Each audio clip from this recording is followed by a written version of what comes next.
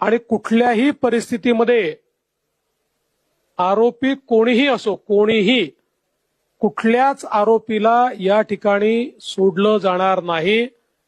बीड जिल्ह्यातली जी काही घटना आहे अतिशय निगृण अशा प्रकारची, जी काही सरपंचाची हत्या त्या ठिकाणी झालेली आहे, त्या संदर्भात काही लोकांवर कारवाई केली आहे, काहींना सस्पेंड केलाय, काहींना घरी पाठवलाय।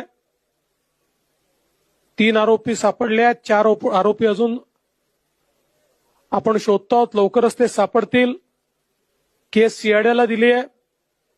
स्पेशल एसआयटी कॉन्स्टिट्यूट करून या केसच्या संदर्भातली सगळी चौकशी आम्ही करणार आहोत आणि कुठल्याही परिस्थितीमध्ये आरोपी कोणीही असो, कोणीही कुठल्याच आरोपीला या ठिकाणी सोडलं जाणार नाही।